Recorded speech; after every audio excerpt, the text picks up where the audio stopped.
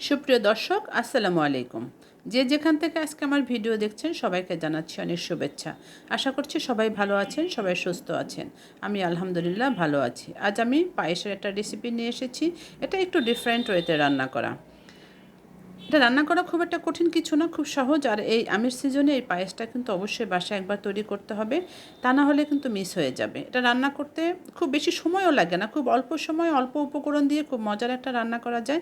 এটা বাসার সবাইকে নিয়ে খুব মজা করে খাওয়ানো যায়। যে কোনো অতিথি আপ্যায়নে আপনি কিন্তু ডেজার্ট হিসেবে এটা রাখতে পারেন। এখানে আমার লাগবে কিছু কাউনের চাল। এখানে আমি হাফ কাপ কাউনের চাল নিয়েছি। কাউনের চাল যারা একদম চিনেন না তাদের জন্য খুব ক্লোজ করে দেখাচ্ছে। এটা দেখতে অনেকটা সাদা সরিষা বা পোস্তদানার মতো। যে কোনো মুদির দোকানে পাওয়া যেতে পারে অথবা এটা অনলাইনে অ্যাভেলেবেল পাওয়া যায়। কাওয়ানের চালের পরিবর্তে নর্মাল যে পোলার চাল আছে সেটা ভিজিয়ে একটু গুঁড়া করে নিলেও কিন্তু একইভাবে রান্না করা যাবে। তবে কাওয়ানের চালের কিন্তু একটা আলাদা টেস্ট আছে, যে টেস্টটা আপনি ওই চালে পোলার চালে পাবেন না। এখানে একটা আম আমি একটু কিউব করে কেটে নিয়েছি, আর সাথে দিয়ে দিলাম 4 টেবিল চামচ গুঁড়া দুধ। গুঁড়া দুধটা কিন্তু এখানে অবশ্যই দিতে হবে। সামান্য একটু পানি দিয়ে এটা আমি ব্লেন্ড করে এটা সাইডে রেখে দিয়েছি। আর এখানে নিয়েছি 1 লিটার জাল করা ঘন দুধ। দুধটা আমি চুলায় বসিয়েছি, সাথে সাথেই এই কাউনের চালটা আমি দিয়ে দিয়েছি। কাউনের চালটা আমি 15 থেকে 20 মিনিট ভিজিয়ে রেখেছিলাম।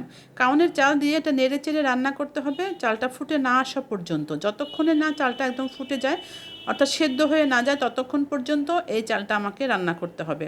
সামান্য একটু লবণ দিয়েছি, আমি স্বভাবতই মিষ্টি জিনিসে সামান্য একটু লবণ দিই, তাই এখানেও লবণ দিয়েছি। এরকম ঘন হয়ে যাবে আর উপর থেকে কিছুটা সর উঠবে, ঠিক এইরকম অবস্থাতে ওটা রান্না করতে হবে। আর এখন কিন্তু চুলার সাইড থেকে সরে যাওয়া যাবে না, তখন এটা তলানিতে খুব সহজেই লেগে যাবে। আর তখন এটা কিন্তু টেস্ট নষ্ট হয়ে যাবে, ফ্লেভারও একদম বাজে হয়ে যাবে। এরকম ঘন হয়ে যাবে, তারপরও এটা বেশ কিছুক্ষণ রান্না করে আরও ঘন করে নিতে হবে। নিচ থেকে যে বড় বড় বাবুল সৃষ্টি হয়ে গেছে, তখন বুঝতে হবে এটা পারফেক্টলি রান্না হয়ে গিয়েছে। এখানে আমি 1 টেবিল চামচ চিনি দিয়েছি। চিনির ব্যাপারে কিছু কথা, যদি আপনি অথেন্টিক টেস্ট পেতে চান তখন সেক্ষেত্রে এখানে এর চাইতে বেশি চিনি দেওয়া যাবে না। যদি আপনি বেশি চিনি খান বা বেশি মিষ্টি খান সেক্ষেত্রেও না। তাহলে কিন্তু এর টেস্টটা নষ্ট হয়ে যাবে। আমের যে একটা পায়েস, আমের যে একটা ফ্লেভার টেস্ট, এটা পাবেন না এখানে। এই পায়েসের টেস্টটা হবে এরকম যে আমরা যে দই খাই সেরকম, বেশি মিষ্টিও হবে না, আবার একদম একদম কম মিষ্টি হবে না, এরকম আরও ঘন করে নিয়েছি। যখন দেখা যাচ্ছে যে এরকম ঘন হয়ে গিয়েছে আর থকথকে হয়ে গিয়েছে, তখন এই আমের যেটা পিউরি করে রেখেছিলাম সেটা এখানে দিয়ে দেব। দিয়ে দেওয়ার পরে চুলার আঁচটা কিন্তু ওই মিডিয়াম টু লো হিটে রেখে দিতে হবে, তা না হলে খুব চট করে লেগে যেতে পারে। আর আমটা যদি লেগে যায় বা পায়েসটাও যদি লেগে যায়, সেক্ষেত্রে প্রথমেই বলেছি এর টেস্ট নষ্ট হয়ে যায়। তা পাশে দাঁড়িয়ে থেকে পরিপূর্ণ রান্নাটা শেষ করতে হবে। এই অবস্থায় যে খুব সুন্দর একটা ফ্লেভার আসে, আমটা খুব বেশি সময় দিয়ে রান্না করার প্রয়োজন নয়, তখন আমের যে ফ্লেভার সেটা নষ্ট হয়ে যাবে। আর হাই হিটেও রান্না করা যাবে না, মিডিয়াম টু লো হিটে এটা রান্না করেছি 3 থেকে 4 মিনিট। বড় বড় বলক আসবে, মানে ফুটে উঠবে, নিচ থেকে বাবুল সৃষ্টি হবে, তখনই বুঝতে হবে যেটা রান্না হয়ে গিয়েছে। এই পায়েসের রেসিপিটা একটু আলাদা টেস্ট। আপনি যে কোনো গেস্টদের সামনে এটা পরিবেশন করবেন, তারা কিন্তু পরবর্তীতে আবার আপনার কাছে রেসিপি জানতে যাবে এবং খেতেও চাইবে। সত্যি এটা অন্যরকম টেস্ট হয়েছে, দেখে হয়তো কিছুটা আন্দাজ করা যায়, বাট না রান্না করে না খাওয়া পর্যন্ত এটা পরিপূর্ণ টেস্ট আপনি পাবেন না।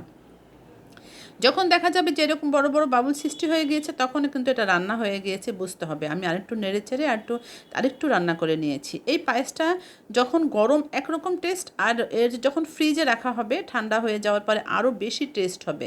তাই রান্না করতে গেলে দেখা যায় একটু বেশি রান্না করে নিতে হবে, তা না হলে গরম গরম খেয়ে ফেললে ঠান্ডা হয়ে যাওয়ার পরে যে মজা সেটা কিন্তু পাবেন না। আশা করছি আজকের রেসিপিটা আপনাদের কাছে খুব ভালো লেগেছে। ভালো লাগলে প্লিজ, যারা এখনও আমার চ্যানেলটি সাবস্ক্রাইব করেননি তারা আমার চ্যানেলটি সাবস্ক্রাইব করে দিবেন। আর পাশে থাকা বেল বাটনটিও প্রেস করে রাখবেন, তাতে আমি যখনই কোনো ভিডিও আপলোড করব সাথে সাথে আপনার কাছে নোটিফিকেশন চলে যাবে, আপনি সেটা দেখে নেবেন। আর ভিডিওতে একটা লাইক দিতেও কিন্তু ভুলবেন না। সুন্দরভাবে সার্ভ করে নিয়েছি এবং ঠান্ডা হওয়ার পরে উপর দিয়ে কিছুটা আম দিয়ে দিয়েছি, কারণ গরম গরম পায়েসের উপর যদি আম দেওয়া হয় সেক্ষেত্রে আমের টেস্টটা নষ্ট হয়ে যাবে। আম দিয়েছি কিউব করে কেটে, আর সাথে কিছুটা কিশমিশ দিয়েছি, সাথে দিয়ে দিলাম কিছুটা কাঠবাদাম আর কিছুটা পেস্তা বাদাম। এটা দিলে কিন্তু বেশি টেস্ট হয়। বাদামটা আপনি চীনা বাদামও দিতে পারেন, সেটাও কিন্তু খুব বেশি মজা হয়। তো এইভাবে সাজিয়ে আমি কিছুটা খাওয়ার সাথে সাথে খাওয়ার জন্য একটা আলাদা বাটিতে সার্ভ করেছি, আর ফ্রিজে রাখার জন্য আমি আলাদা বাটিতে সার্ভ করেছি। দুই রকম টেস্ট হয়েছে, সেটা প্রথমেই বলেছি। অবশ্যই বাসায় একবার ট্রাই করবেন, দেখবেন সবাই খুব মজা করে খাবে, আর সত্যি একটু অন্যরকম টেস্ট খুব ভালো লেগেছে খেতে। তো সবাই ভালো থাকবেন, সবাই সুস্থ থাকবেন। আবার নতুন একটা ভিডিও নিয়ে ঠিক চলে আসবো। সেই পর্যন্ত সবার জন্য দোয়া রইল।